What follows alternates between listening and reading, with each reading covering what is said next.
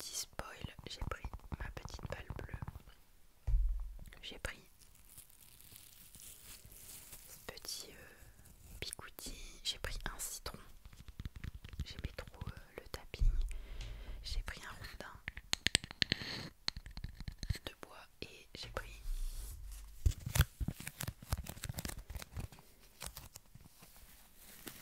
cette espèce de mousse que j'adore. Ok, alors par où commencer? Cette vidéo sera peut-être très courte, peut-être très longue. En fait, j'en ai aucune idée. Je vais parler jusqu'à ce que j'ai plus rien à dire. Alors, faut savoir que j'ai été énormément impactée par le stress et que par contre tout ce que je vous dis c'est vraiment à titre personnel, c'est-à-dire que je vous dis que j'ai été énormément impactée par le stress, que ça m'a fait beaucoup de mal. C'est vraiment personnel, c'est propre à moi et je ne compare avec personne évidemment. Je me doute qu'il y a des gens qui traversent des périodes de stress qui sont bien plus graves, bien plus justifiées, bien plus légitimes que ce que je vais vous raconter, mais moi je vous partage juste mon expérience, voilà. Pas de haine, pas de méchanceté, même si vous venez me trouver pour discuter avec moi. Si vous voulez m'envoyer un commentaire ou un mail, ma boîte mail est totalement ouverte, on peut discuter, ça restera privé, pas du tout dans le jugement, enfin bref, vous pouvez très bien venir me voir en me disant bah voilà, moi il n'y a rien qui me stresse, pourtant j'ai ressenti des trucs pires que toi. Je vous jugerai pas, genre vraiment chacun ressent le stress à sa manière. Il y a des gens qui sont pas du tout impactés, j'ai envie de dire c'est tant mieux pour eux. Il y a des gens qui sont très impactés pour des petites choses du quotidien, enfin bref. Donc déjà je pense que comme tout le monde j'ai toujours ressenti du bon stress, c'est-à-dire moi je ressens par exemple le même stress avant de monter dans une attraction que celui avant de passer un oral ou un entretien hyper important. Vous voyez, c'est cette petite boule au ventre, mais pour moi ça c'est du bon stress en fait, du stress qui va vous pousser à donner le meilleur de vous-même. Et j'ai envie de dire, c'est des situations où c'est assez normal d'être stressé. Voilà, il faut savoir que je déteste les manèges à sensations, hein, donc oui, j'ai une petite boule au ventre avant de monter dans les manèges, mais je dirais que c'est un peu une espèce d'adrénaline, un espèce de stress positif, vous voyez. Pareil, exactement le même stress avant de me faire opérer, enfin une petite boule au ventre. Après, je dis pas qu'elle est toujours positive, hein. Avant de me faire opérer, je pense pas que ce soit très positif. Mais j'ai envie de dire, c'est du stress qui est normal et ça c'est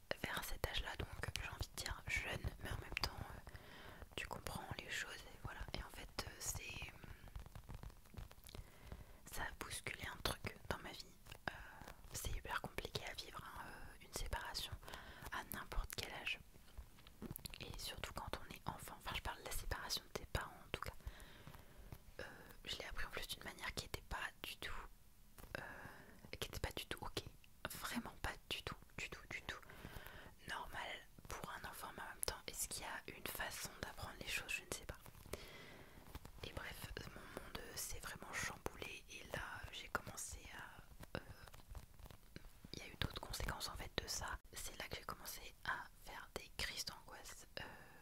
Voilà.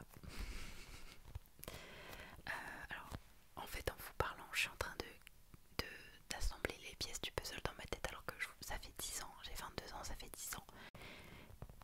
Et à un moment donné, eh bien, il a fallu faire rentrer des nouvelles personnes dans la vie, ce qui est normal, hein, c'est la suite logique des choses. Et en fait, c'est là que mes crises d'angoisse ont commencé, ou ont été accentuées. En fait, il y a un truc qui se passe chez moi, en tout cas avec mon cerveau, c'est que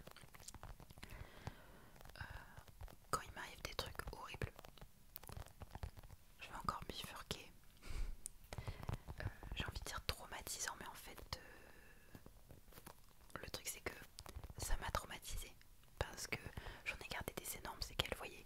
Mais en fait, on se sent jamais légitime de qualifier quelque chose de traumatisme parce qu'en fait, il y a des gens qui ont vraiment vécu des trucs impossibles à surmonter en fait. Donc en fait, par rapport à eux, je me sens pas légitime d'appeler ça comme ça. Mais bref, et du coup voilà, j'ai encore bifurqué, donc je ne sais plus où j'en étais, c'est génial. Ah oui voilà, mon cerveau il a tendance à oublier, mais vraiment oublier les trucs qui m'ont le plus traumatisé, qui m'ont le plus atteint, et c'est un truc de dingue. Parce qu'en fait, là tout de suite, moi de maintenant, la Zoé de 2025, en fait elle en vient à se demander si tout ça c'est vraiment arrivé. En fait parce que la façon dont je le perçois dans mon cerveau, j'ai l'impression que je l'ai inventé. Alors que ça fait 5 ans que je connais mon copain, donc quand je l'ai connu ça faisait déjà 5 ans que j'avais vécu tout ça. C'était déjà peut-être un peu moins flou qu'aujourd'hui et je lui avais tout raconté, et même il y a énormément de personnes qui sont témoins de tout ce qui m'est arrivé, qui peuvent témoigner, vous voyez, c'est juste que je vais pas aller chercher pour leur dire hey, tu te rappelles, enfin on s'en fout, mais je sais que ça m'est arrivé, vous voyez, je veux dire je le sais, au fond de moi je le sais, tout le monde le sait, des gens l'ont vu, des gens l'ont vécu avec moi, mais mon cerveau il veut oublier. Et en fait trou noir en fait. Je sais plus ce que je disais, ça a coupé parce que littéralement je n'avais plus de place. Mais du coup voilà, mon cerveau quand ça lui plaît pas, trou noir. Et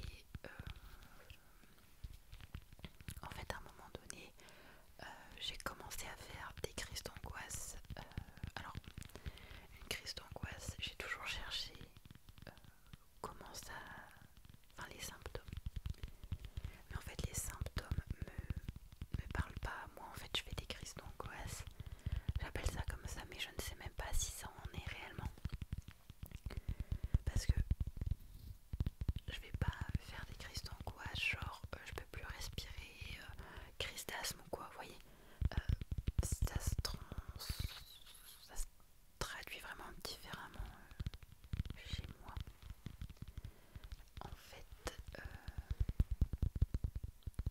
à un moment donné, ma chambre, quand j'étais petite, plus petite en tout cas, était totalement à l'opposé de la maison, parce que j'avais une super chambre, une grande chambre, les travaux avaient été faits récemment et tout, enfin j'avais vraiment beaucoup de chance. Et j'avais très très très très peur d'être oubliée. Je ne sais pas pourquoi j'avais peur d'être oubliée, peur d'être remplacée, et en fait je sais pas pourquoi, mais le fait d'être au bout de la maison ça n'aidait pas. C'était hyper bizarre la vie. Et je vous l'ai peut-être déjà dit, mais du coup toutes les nuits pendant une période que je saurais même pas vous dire, est-ce que ça a duré 2 semaines, est-ce que ça a duré 3 mois, je ne sais pas. Et bien en fait j'ai commencé à aller vomir toutes les nuits à la même heure, à peu près hein, genre c'était entre je dirais 1h du matin, 5h. C'est quand même une grande plage horaire, mais vous voyez c'était à peu près ça. Et je vomissais toutes les nuits, et en fait je savais que c'était pas une gastro ou quoi qu'est-ce, parce que une gastro ça dure pas plus de 2 semaines.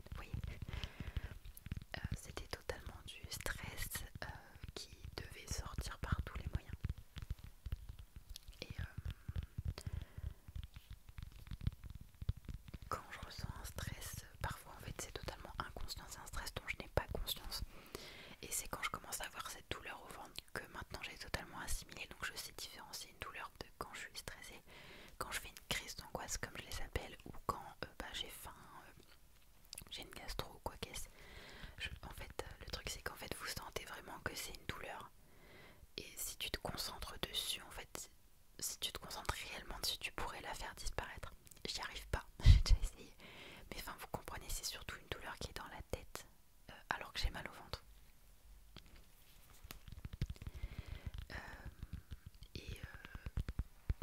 Donc j'allais vomir littéralement, tout simplement strict l'amour. Et après, eh bien, j'ai fini par avoir ça, pas tout le temps, hein. Je veux dire, à un moment donné, ça s'est calmé. Je veux dire que quand j'ai commencé à être très stressée pour des trucs sans raison, vraiment pertinente, légitime, et bien j'ai commencé à vomir comme ça. Faut dire que moi quand je suis mal, j'ai le vomito vraiment facile, hein. C'est totalement un autre sujet, on s'en fout, mais avant de prendre la pilule, j'avais des règles tellement douloureuses. Je faisais des mini malaises. Encore une fois, j'appelle ça des malaises, mais ça n'en était pas parce qu'en fait, j'étais pas vraiment full consciente, mais en fait, j'avais tellement mal et j'étais tellement fatiguée par cette douleur qui me pliait en 8. Sur l'échelle de la douleur, je suis pas doudouille, mais je mettrais 6, 7. C'est déjà énorme pour moi, mais je mettrais bien ça, 7. Je faisais des malaises, en fait, j'étais tellement fatiguée, j'avais tellement mal, mon corps il lâchait, je m'endormais, je me réveillais 5 heures après. Et en fait, j'avais tellement mal que je vomissais de douleur. C'est un truc qui m'arrive assez souvent. Enfin, à partir du moment où j'ai très mal, ce qui m'arrive assez rarement. Il faut quand même dire les choses comme elles sont. Et ensuite, eh bien, j'ai commencé à être, par exemple, quand j'avais des partiels, la veille d'un truc très stressant, eh bien, je savais pertinemment que j'allais m'endormir avec un petit mal de ventre, vous voyez, qui commence tout doucement. Je savais que c'était dead pour moi et que j'allais à un moment donné vomir, que je me réveillerais à un moment donné dans la nuit pour aller vomir, et ça ne loupait jamais. J'ai commencé à connaître mon corps parce que je ressentais la douleur avant de dormir, je le savais, vous voyez, je le savais. Et en fait, le truc c'est que je vais vomir vers pas toujours ce même horaire là, en fait, je sais pas pourquoi. Bref, que mon cerveau continue, enfin que nos cerveaux, hein, c'est pas que le mien, continue de réfléchir à tout ce qui nous stresse pendant qu'on dort, et je trouve ça dingue. J'ai l'impression que c'est une personne totalement distincte de moi, mon cerveau. Et ils sont bons, le citron. Et en fait, je retournais dormir, donc très souvent je redormais très peu de temps, mais je le savais parce qu'une fois que je vomissais, j'avais encore mal au ventre, mais un peu moins. C'est comme si j'évacuais tout mon stress en fait, alors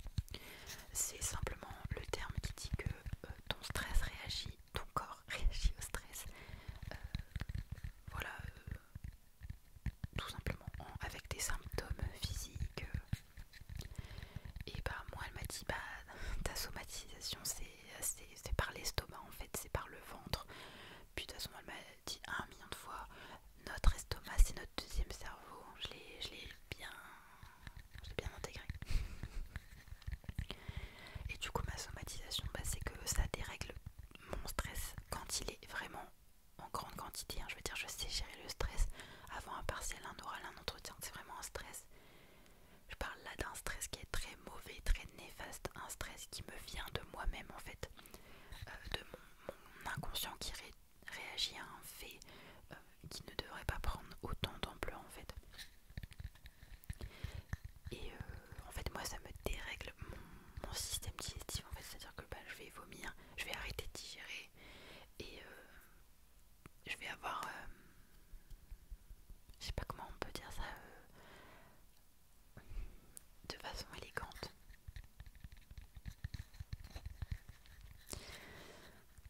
J'ai les symptômes de la gastro au ventre et plus bas, si vous voyez ce que je veux dire. Voilà, je pense que là du coup vous comprenez bien. Non mais on est entre nous, à un moment donné moi je fais pas de chichi. Donc voilà, donc l'éclate totale finalement, hein, vous pouvez vous en douter. Et mon docteur c'est une femme, mais je sais pas, ça fait bizarre de dire ma docteur, j'ai l'impression que c'est pas français. Bref, cette femme merveilleuse. Elle m'a aidée, elle m'a dit de chercher un truc qui s'appelait Mindful. Enfin, je sais plus, mais il y avait le mot mind. En gros, c'était des vidéos sur YouTube qui étaient des vidéos de pleine conscience et tout. Un peu style méditation, vous voyez. Et en fait, c'est peut-être grâce à elle que j'ai découvert l'ASMR. C'est Rovan. Peut-être qu'en cherchant avec son truc, j'ai découvert l'ASMR. Après, je sais même plus vous dire comment j'ai découvert l'ASMR. J'en ai déjà parlé dans des vidéos FAQ, mais je l'ai découvert dans cette période-là, donc ça a très bien tombé. Genre, ça fait il y a 10 ans, quoi. Et elle a essayé par tous les moyens de m'aider. Elle m'a conseillé des fleurs de Bach que j'ai achetées tardivement, mais qui sont toujours là. Elles sont peut-être placebo, j'en sais rien. En tout cas, si c'est placebo, ça fonctionne sur mon cerveau et c'est tant mieux. Alors, ça me calme pas de ouf, mais ça permet d'attirer mon attention sur autre chose. Des stressam, elle m'a donné, jamais compris comment on les prenait, jamais compris si c'était un traitement ou des médicaments qu'on prenait quand on avait un pic de stress. Ça n'a jamais fonctionné sur moi. Et un jour, elle m'a donné un truc que j'aurais jamais cru avoir dans ma vie.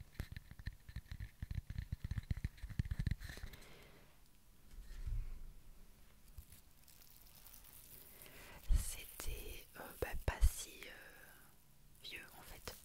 C'était quand j'étais en terminale où là tout s'est accumulé autour de moi.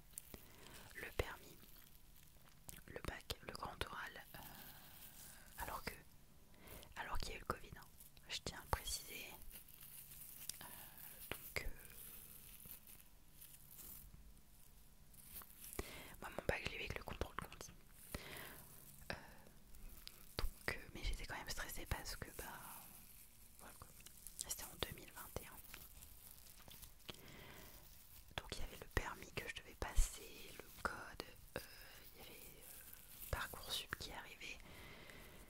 Et le simple fait de me dire que je devrais aller dans une grande ville, quitter mon petit cocon, mon petit lycée, c'était vraiment difficile en fait. Et tout ça s'est abattu sur moi comme sur n'importe quel lycéen qui devient majeur, j'ai envie de vous dire. Mais je l'ai un peu mal géré. J'étais pas stressée par le bac, j'étais pas stressée par le permis, mais c'était en fait, ouais, je pense que c'était surtout de me dire que là, ma vie allait changer quoi. J'allais devenir une adulte,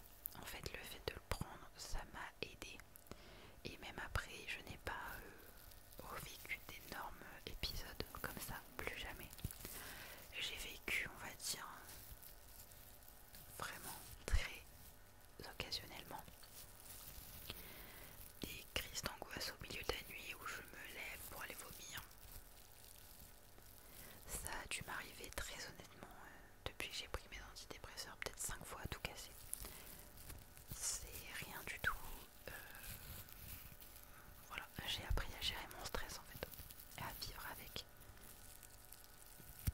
Donc il n'a pas disparu, hein, il est toujours là. Juste, en fait je pense que avec l'habitude, avec l'expérience de la vie, et ben on apprend à plus apporter autant d'attention à ce stress qui est négatif. Voilà. Là je pense que je vous ai à peu près tout dit. Ce stress d'ailleurs il m'a fait chier, c'est le cas de le dire. Oh la blague, éclaté au sol. Je suis désolée mais je me trouve drôle. Mais il m'a embêté vraiment parce que j'ai loupé des jours et des jours de cours pour ça, à cause du stress. C'est vrai que d'ailleurs en rentrant dans le monde du travail j'étais assez stressée, mais encore une fois par le changement surtout, mais que je n'y ai plus, j'ai plus jamais été sujette depuis, peut-être parce que justement bah c'est un peu comme si j'avais fait mon entrée officiellement dans le monde des adultes, je ne sais pas. Et on va passer à la dernière étape de cette vidéo. Il n'y avait pas d'étape mais je vais parler des séquelles que le stress a laissé et laisse encore sur mon corps. Outre le fait que j'ai pris du poids parce que quand je suis stressée je me réfugie beaucoup dans la nourriture. C'est une chose mais j'ai envie de dire c'est un truc que je peux gérer si je mets un petit peu de discipline et de motivation. Non, le stress m'a laissé des vrais symptômes physiques. Il m'a laissé ça que vous voyez très régulièrement et que j'ai au début j'avais très honte de la montrer aux gens. Je la cachais, mais en fait dans le monde du travail tu dois serrer la main tout le temps. Donc tout le monde la voit et puis bah, c'est tout, j'ai appris à vivre avec. Je sais pas ce que c'est. Selon mon médecin c'est une déshydrose. Sauf que ben ça n'y ressemble pas en fait. Puisqu'une déshydrose t'as des petits points et tout. Enfin, je ne sais pas ce que c'est. Un espèce d'eczéma en tout cas. Qui au début c'était sur mon pouce. Puis c'est descendu. Et alors ce truc là j'ai depuis que je suis en première. Donc bah, ça fait 5 ans. Voilà. Ça fait 5 ans que je l'ai. J'ai essayé tous les traitements. Plein de crèmes, ça ne fonctionne jamais, ça finit toujours par revenir, mais c'est le problème avec pas tous les problèmes de peau qui sont liés au stress, genre eczéma, psoriasis, c'est que ça ne peut jamais guérir. En fait, vous allez avoir des pics de ces problèmes-là quand vous avez des pics de stress, et quand ça va mieux, ça disparaît. C'est ça le problème, et ça ne disparaît jamais. Vraiment, à moins que vous alliez totalement bien et que vous ne soyez plus jamais stressé pour le reste de votre vie. Ce qui ne sera jamais mon cas. Mais du coup j'ai eu ça qui me fait extrêmement mal, hein. Vous voyez, en fait c'est constamment sec. C'est constamment sec. Et ça dites-vous en hiver, bah, c'est extrêmement sec et ça fait des crevasses qui saignent. Et là la douleur est terrible en fait. Je ne peux pas me servir de ma main. Parfois je me sens comme paralysée de la main. Puis c'est au pire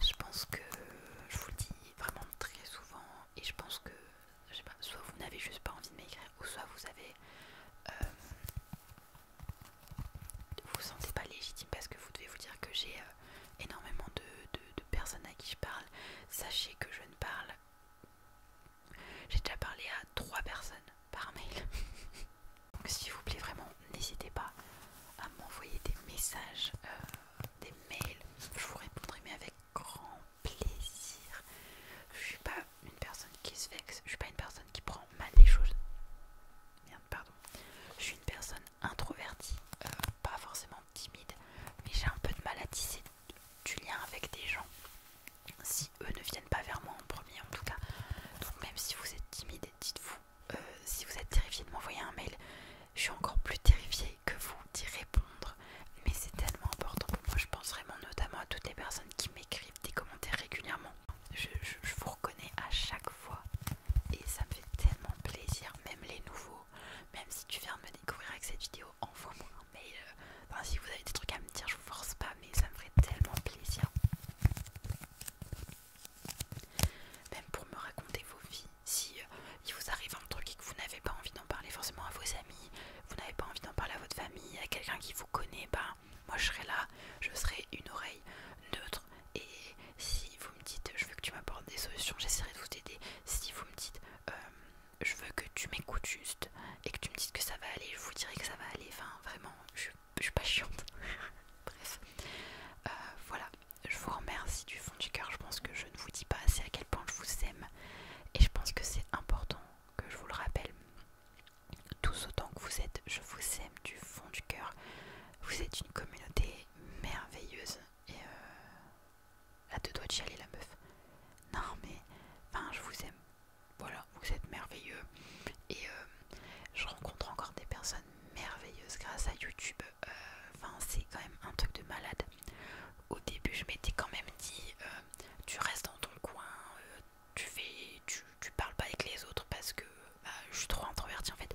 En fait j'ai tout le temps peur de dire ce qu'il faut pas, de pas être comprise, genre de faire une blague, de pas être comprise, des trucs débiles.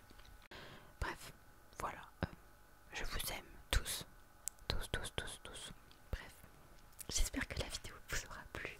J'espère qu'elle sera pas trop longue, trop triste, trop négative, parce qu'au final le message c'est que bah, je m'en suis sortie plus ou moins et que voilà, je sais que c'est difficile, je sais que c'est quand même incroyable l'anxiété, le stress, c'est dingue. Si on pouvait avoir un truc magique pour s'en séparer, je serais la première à le prendre. Malheureusement c'est comme ça, donc voilà, vivez votre best life, ne vous souciez pas trop du regard des gens, soyez indulgents avec vous-même. C'est la première fois que vous vivez, c'est la première fois que vous faites face à certaines situations et tout le monde fait des erreurs, c'est ok. Oh je déteste